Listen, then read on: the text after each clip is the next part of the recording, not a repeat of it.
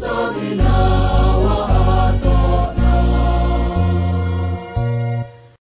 بسم الله الرحمن الرحيم.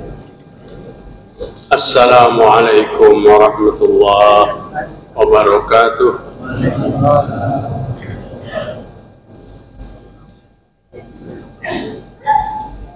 إن الحمد لله نحمده ونستعينه ونستغفره ونعوذ بالله من شرور أنفسنا وسيئات أعمالنا.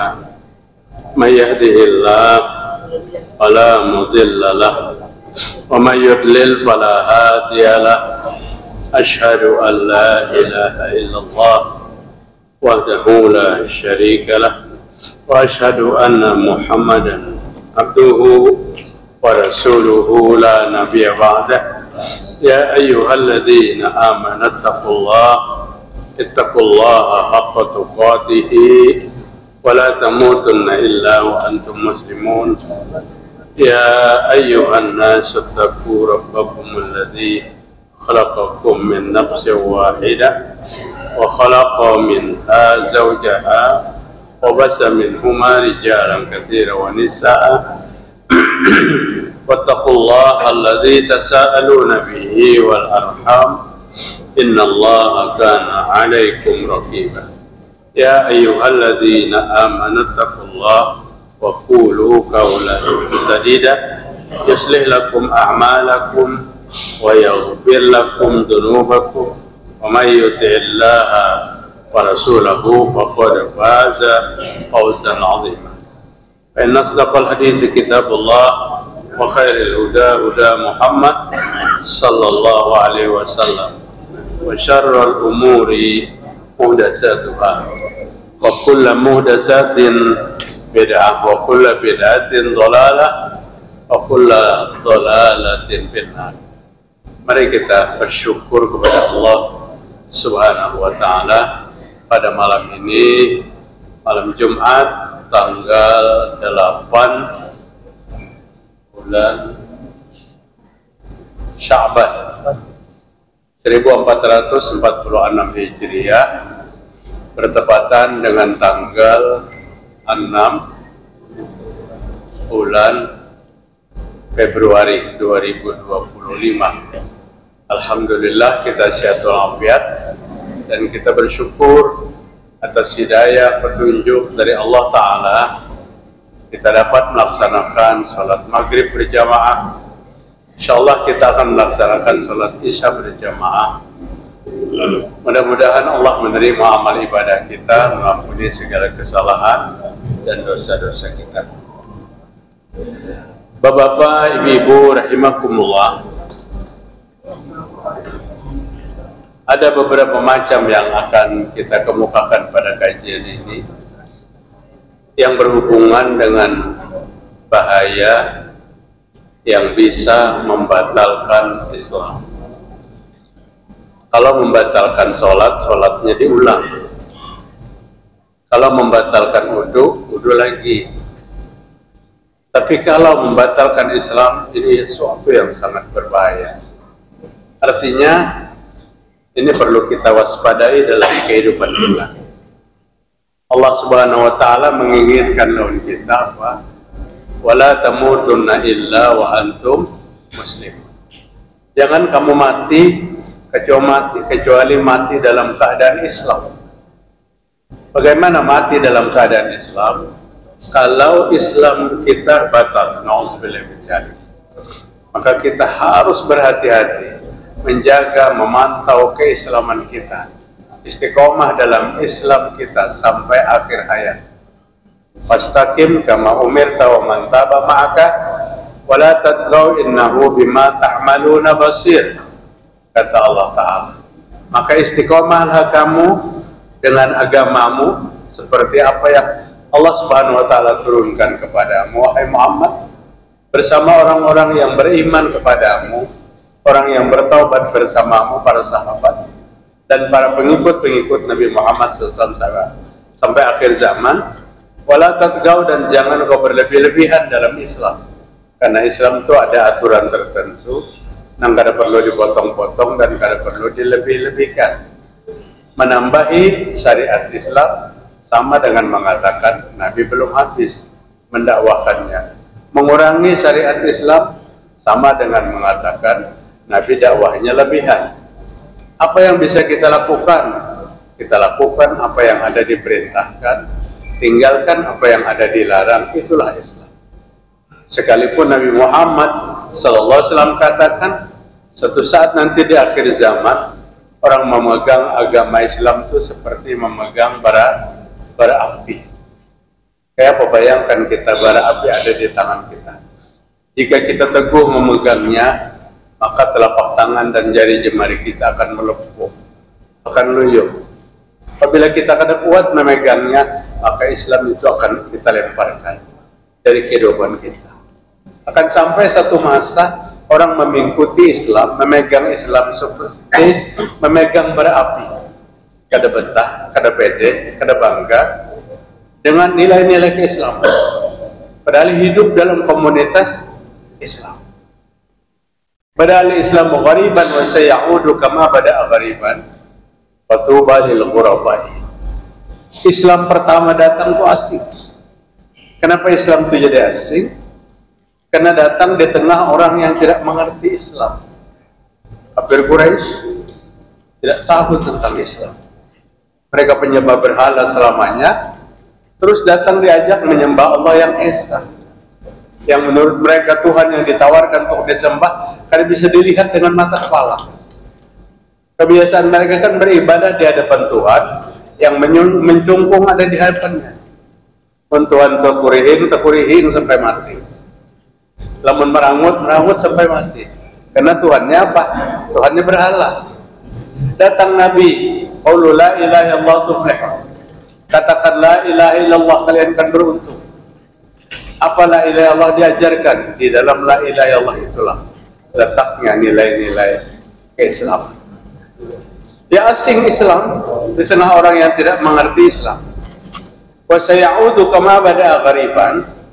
Dan nanti pada akhir zaman orang Islam itu asing juga memandang Islam. Tapi sedih kita melihat sambungan hadis ini. Artinya orang Islam akan merasa asing dengan agama Islam di tengah komunitas umat Islam.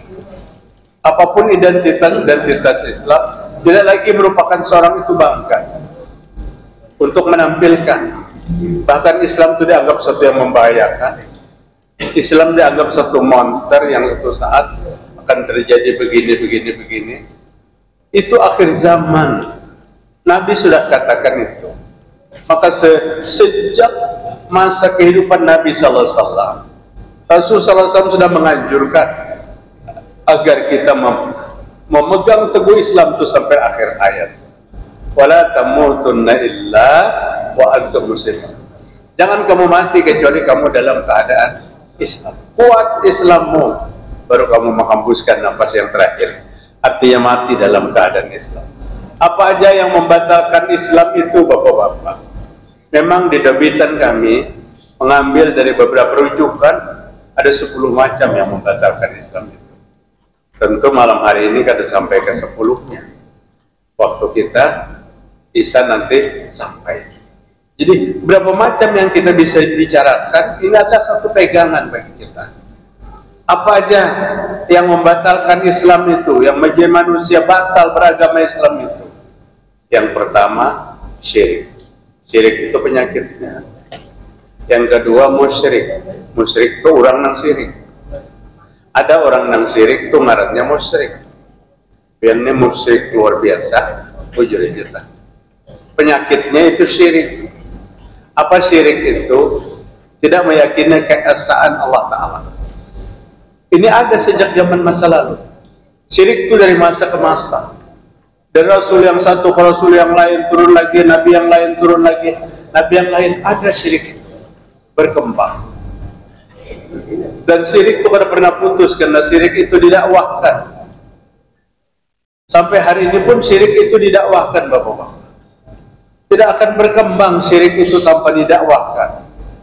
Maka prinsip beragama Islam itu 3. Yang pertama, menyerahkan diri kepada Allah dengan kebersihan akidah, al-istislamu lillahi bitauhid. Yang kedua, al-inqiyadu lahu bitta'ah. Orang Islam itu tunduk dan taat kepada perintah Allah Ta'ala. Yang ketiga, al-bara'atu minasyirki wa ahlihi. Berlepas diri daripada syirik dan berlepas diri daripada penyebar-penyebar dan pendakwah-pendakwah kemusyrikan. Kita tahu syirik itu seperti apa. Dan mungkin kita tahu juga siapa orang yang mendakwahkan kemusyrikan itu. Siapa orang yang menganggap syirik itu tidak berbahaya. Siapa orang yang menganggap syirik itu enteng. Sebagai seorang muslim, jaga jarak dengan syiriknya dan jaga jarak dengan pendakwah syiriknya, karena akan berbahaya. Akan berbahaya kepada kita. Banyak yang dulu bertauhid dan bagus, suatu saat pada saat salah memilih teman dalam pergaulan, sekarang ikut-ikutan melakukan kemusyrikan. Malah seolah-olah apa? Mencaci kepada orang yang mendakwahkan. Sedikit diperhadapkan syirik, sedikit diperhadapkan syirik. Bahkan ada yang berkata pada satu saat, alhamdulillah aku lepas tercampur dalam kubangan-kubangan kotoran masa lalu, karena dia berpaham sunnah masa lalu, mengerti dengan sunnah. Setelah terjebak hari ini dengan memilih teman yang banyak dilakukan dan dipahami, dia mencaci maki dengan paham-paham terdahulu yang dianggap itu adalah sunnah. Maka teman adalah mempengaruhi. Nabi Muhammad SAW katakan, seorang itu bisa beragama seperti agama yang dimiliki oleh teman. Inna Allah la yaghfiru an yushraka bihi wa yaghfiru ma duna dzalika liman yasha. Ayat 116 surah An-Nisa, ayat 48 surah An-Nisa. Dalam surah An-Nisa kalimatnya dua kali. Ayat 48 dan ayat 116. Apa pernyataan Allah yang dua kali dalam Al-Quran itu? Allah tidak akan sudi mengampuni dosa syirik, dan Allah akan mengampuni dosa selain daripada syirik. Selain daripada syirik. Nauzubillah min dzalik, bapak-bapak. Toh jika kita mati membawa dosa jua, jika mati kada sempat bertaubat jua, tapi janganlah nang dibawa sampai mati ini dosa syirik. Karena dosa syirik yang dibawa sampai mati ini kan bisa selesai. Karena syirik itu diselesaikan sebelum menghembuskan nafas yang terakhir. Syirik itu dimintakan ampun sebelum datangnya mati. Tapi kalau syirik dibawa sampai mati, atau tadinya tidak syirik, tapi karena mendidik anak salah pada jalan-jalan yang tidak benar, akhirnya menjelang kematian orang tuanya, anaknya membisikkan kemusyrikan kepada bapaknya. Dan pastilah bapaknya pada menghembuskan nafas yang terakhir melakukan satu paham kesyirikan yang dibimbing oleh anak kandungnya sendiri. Matilah dia dalam kemusyrikan, maka dosa syirik ini kada bisa diselesaikan.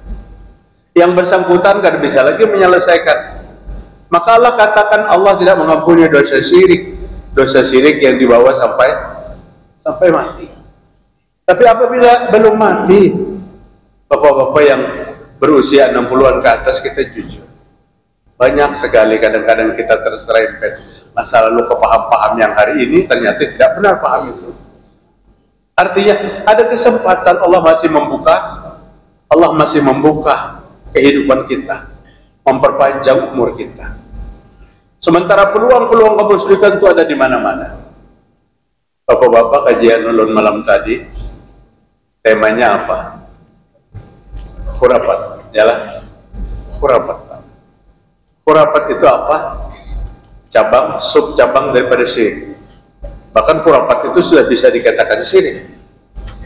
Khurafat itu bisa dikatakan syirik. Kenapa dikatakan khurafat? Ternyata khurafat itu adalah nama seorang laki-laki pada masa jahiliyah yang ditawan oleh jin. Sekian lama berada di alam jin, kemudian dilepaskan oleh jin, kembalikan kepada manusia.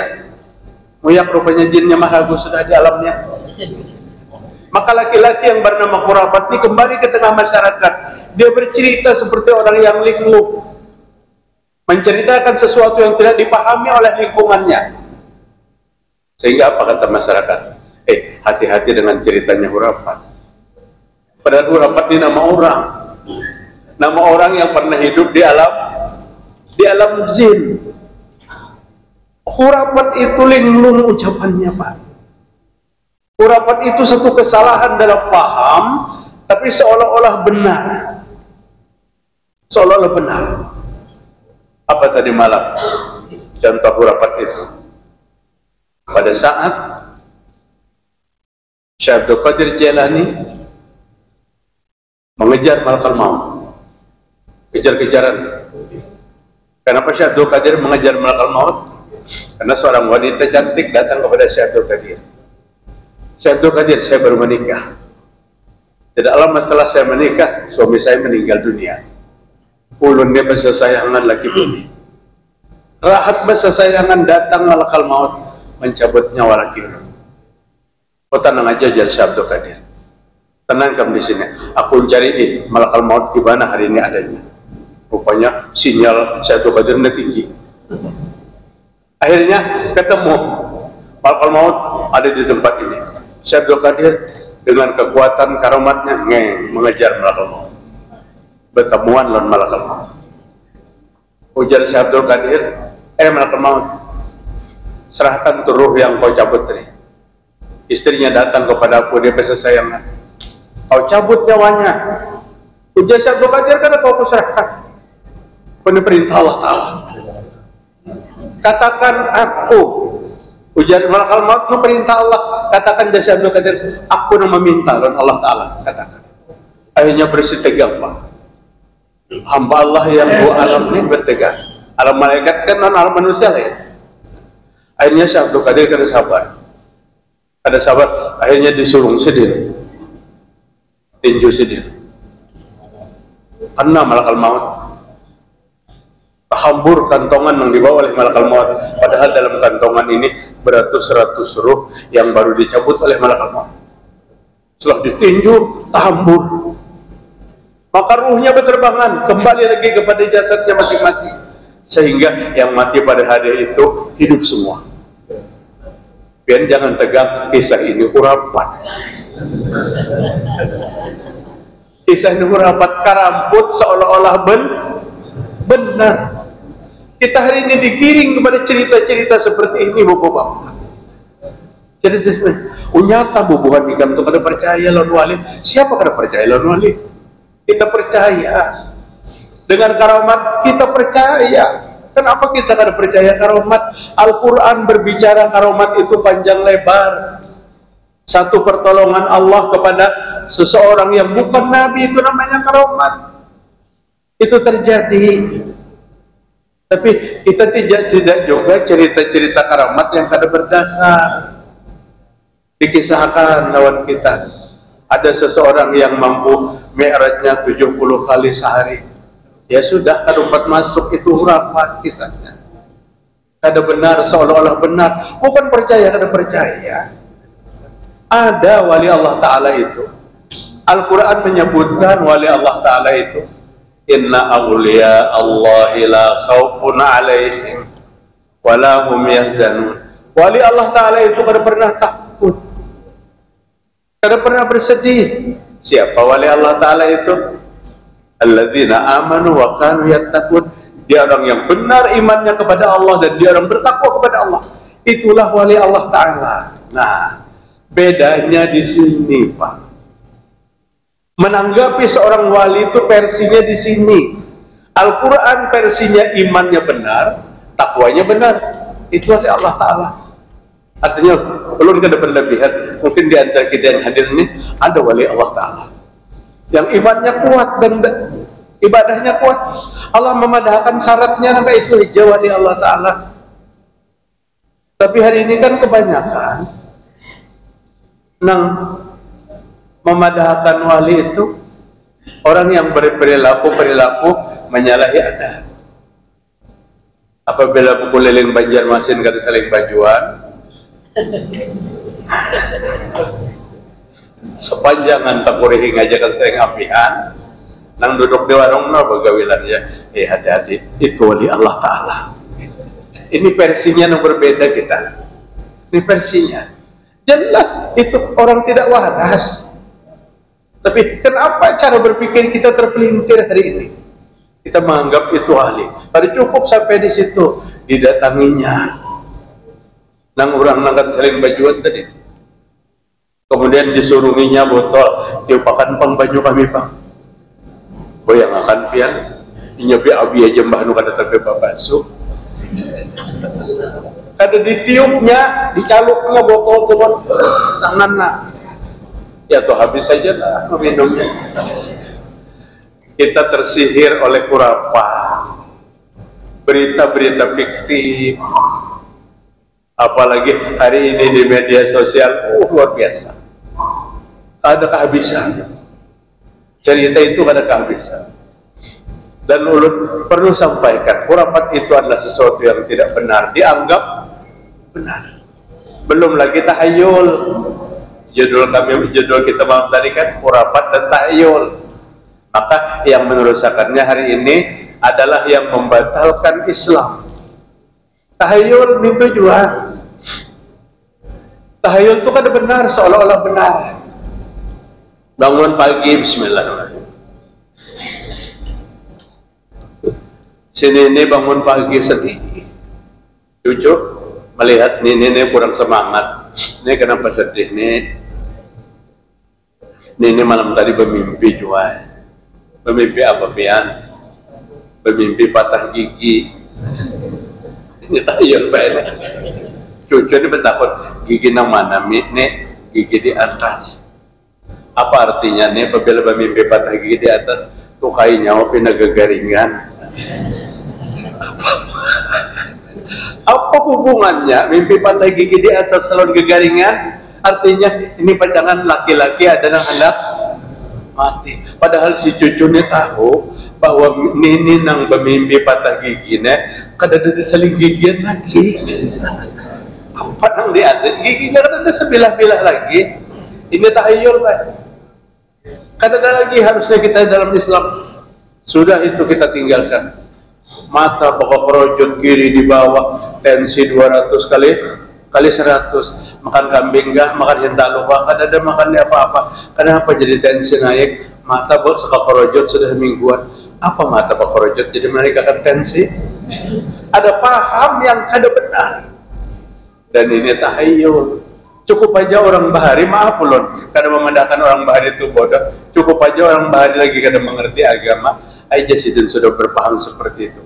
Hari ini kita di mana alasan untuk kepada kadang mengerti?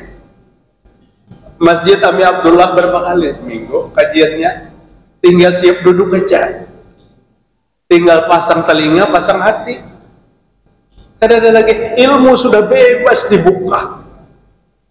Jadi tahayul khurafat itu jauhi dalam kehidupan kita.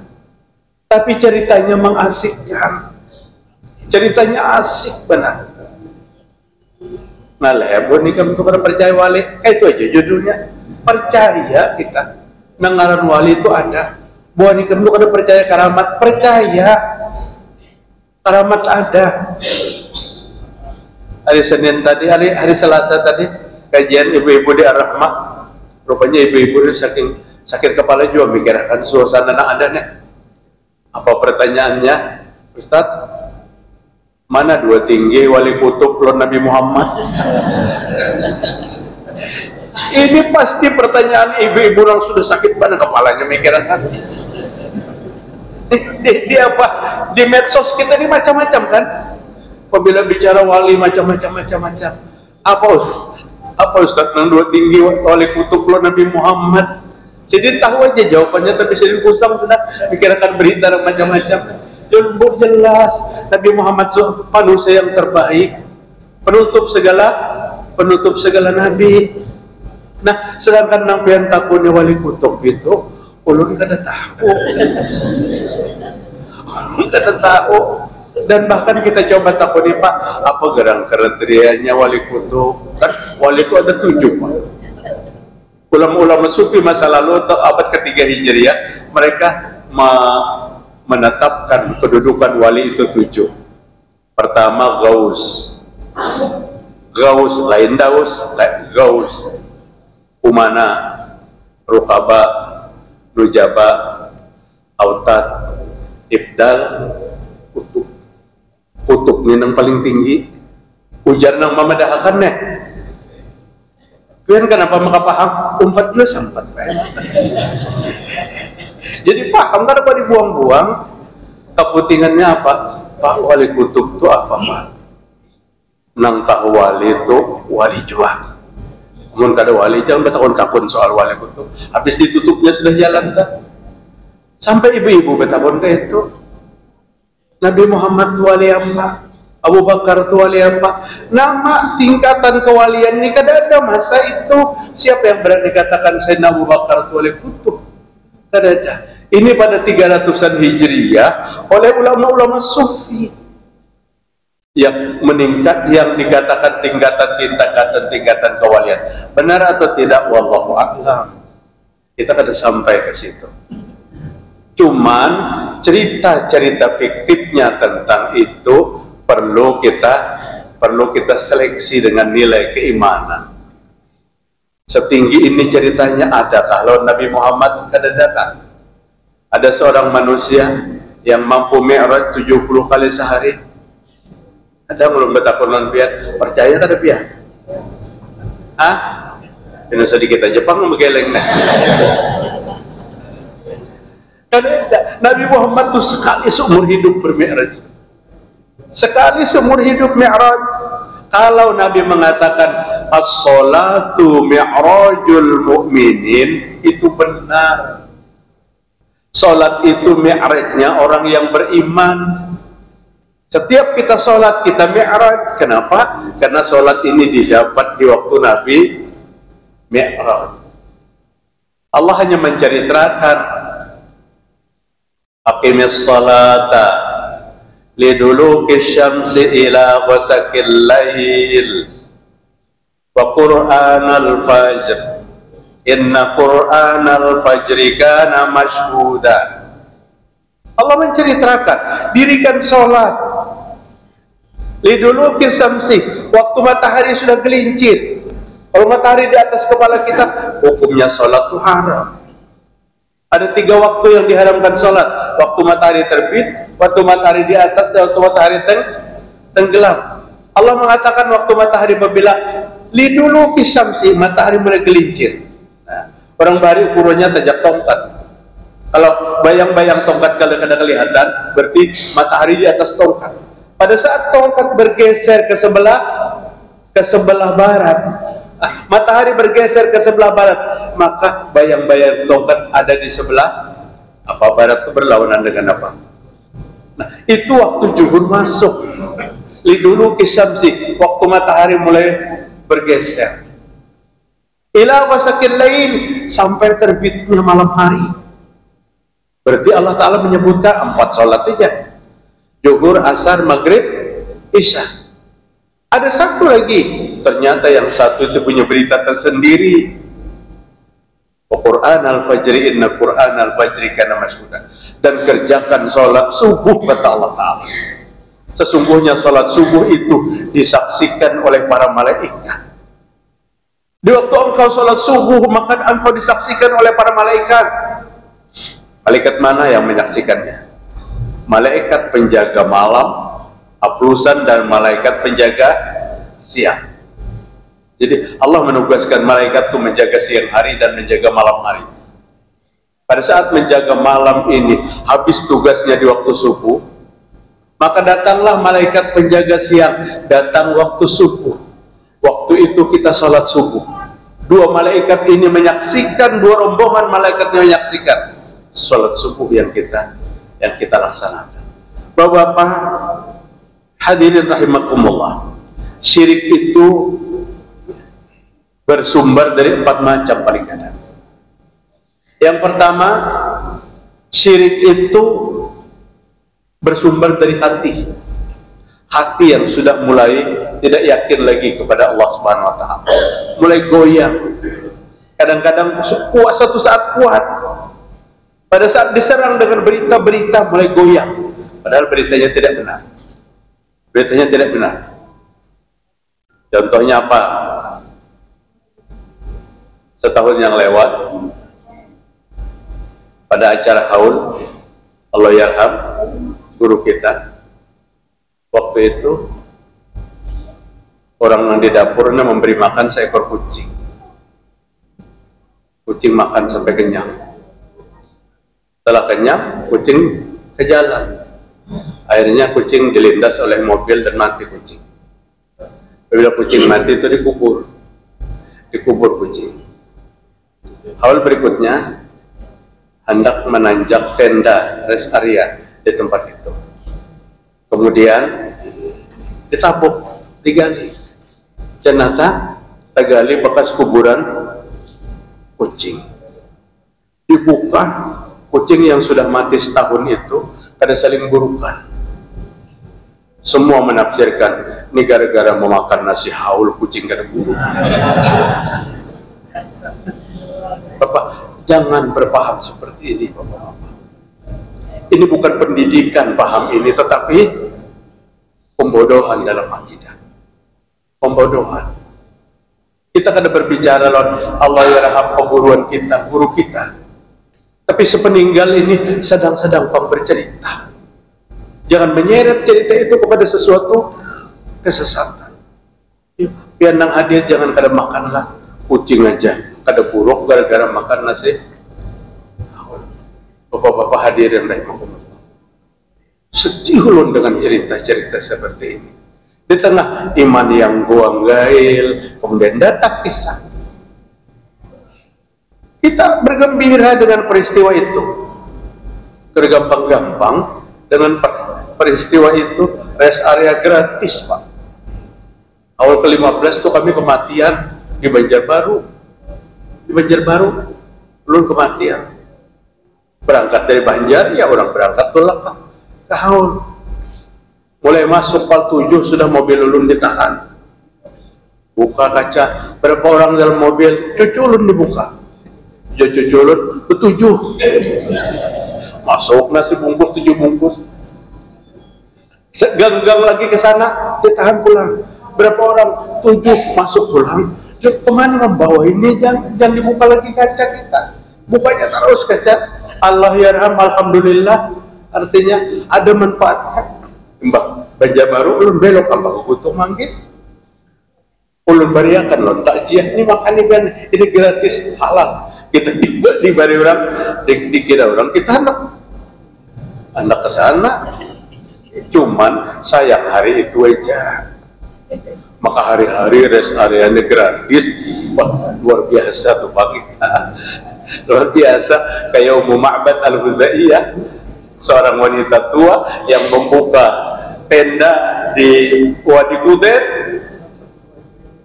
Orang yang safar dari Makkah ke Madinah, dari Madinah ke Makkah, singgah ke tenda Sidin, makan minum gratis. Ada sejak masa lalu, tapi Sidin bukanya tiap hari. Artinya ada kita ini bukanya pada hari-hari tertentu aja. Coba pian maka buka hari-hari Pak Ami pada Bang. Apalagi sampai ke bensin gratis. Bapak hadirin rahimakumullah. Kemudian syirik itu bisa dalam ibadah. Wala yusyrik bi ibadati rabbih ahada. Dan jangan menyekutukan Allah, bismillah. Dalam beribadah kepada Allah dengan seorang jua pun. Syirik itu bisa dalam doa. Dalam doa Pak. Dalam doa bisa syirik. Di mana doa itu syirik? Tidak memanggil nama Allah Ta'ala. Khusu mengangkat tangan. Ya arwahil muqaddasiyah aghisuna. Wahai roh-roh suci, tolong aku. Apabila agama kita mengajarkan, kita minta kepada roh-roh suci. Bapak ingatlah, keyakinan mana yang meminta kepada roh nenek moyang bahari itu? Ada dalam Islam sudah kita harus cari keyakinan orang lain. Dalam Islam ada. Tapi kenapa dikumandangkan kada seling ampian sampai hari ini? Karena bahasanya bahasa Arab. Nang mengumandangkan kada mengerti, nang mendengar kada mengerti. Ya arwahil muqaddasiyah aghisuna ujar tiga. Amin, amin, amin. Sama aminnya, wahai roh-roh suci, tolong daku, ini kesyirikan yang luar biasa. Ini termasuk syirik dalam pinta, syirik dalam doa. Karena Allah mengajarkan kita berdoa supaya jangan syirik. Di mana Allah mengajarkan di 180 surah Al-A'raf. Apa bunyinya? Walillahil asmaul husna fad'uhu biha. Milik Allah asmaul husna, maka berdoalah dengan memanggil asma Allah. Kenapa harus roh-roh suci yang dipanggil? Al-A'raf 180, Allah suruh kita berdoa memanggil nama Allah. Nama Allah itu ada pada Asmaul Husna. Jumlahnya berapa? 99. Pak Ustaz, 2 butingannya, 2 buting tuh asal, jangan nama yang lain. Ya Hayyu ya Qayyum, ya Dzal Jalal wal Ikram. Ini sudah Asmaul Husna. Ya Allah, ya Rahman, ya Rahim. Syaratnya jangan ditambahi Abdu, ya Abdullah. Nah itu ketua RT kita, lain Asmaul Husna, lain. Maka Nabi Muhammad SAW boleh membuat nama seorang anak dengan Asmaul Husna, awalnya ditambahi kalimat Abdu. Kalau nama anak kita Asmaul Husna, seyogianya tuh mulai awal. Abdurrahman itu jangan dipanggil Rahman, karena Rahman itu masih Asmaul Husna. Abdurrahman, Abdullah, tapi kita senyang motong-motong. Abdullah siapa biasanya panggilannya? Nah, iya kalau Abdul, jauhnya bang. Abdurrahman lawan Abdullah, Abdurrahman, Abdul Aziz, Abdul Razak. Oleh kita Asmaul Husna kita ambil dengan membuat kalimat-kalimat. Kemudian yang terakhir, syirik itu datang dalam mahabbah, kecintaan yang berlebih-lebihan bisa membawa kepada kemusyrikan. Apalagi yang kita cintai, yang kita mahabbahi adalah manusia. Memuliakan, menghormati orang yang sudah mati berlebih-lebihan akan terjadi ghulu namanya. Ghulu itu penghormatan yang melebihi batas. Sebagaimana Nabi pernah menegur salah seorang sahabatnya yang bernama Abdurrahman ibnu As-Sakhir yang memuji Nabi dengan sanjungan yang sangat tinggi. Apa kata Nabi Muhammad SAW? Ya Abdullah, qulu bi qaulikum aw ba'di qaulikum lanastajriyannakum syaitan. Wahai Abdullah, berkata yang pantas-pantas, bicara yang pantas-pantas, atau apa yang kamu ucapkan hari ini, engkau sedang dikendalikan oleh syaitan. Nabi tepukan puji-pujian yang berlebihan itu dikendalikan oleh syaitan. Manakala kita mendudukkan kedudukan manusia sejajar dengan Allah, berarti dikendalikan oleh syaitan. Mudah-mudahan Bapak-bapak Allah menjaga keislaman kita, Allah menjaga keimanan kita sampai akhir hayat. Kita tidak akan lepaskan, sehingga seiring dengan keluarnya nyawa kita dengan kalimat tauhid la ilaha illallah. Subhanakallahumma wa bihamdika asyhadu an la ilaha illa anta astaghfiruka wa atubu ilaik. Wassalamualaikum warahmatullahi wabarakatuh.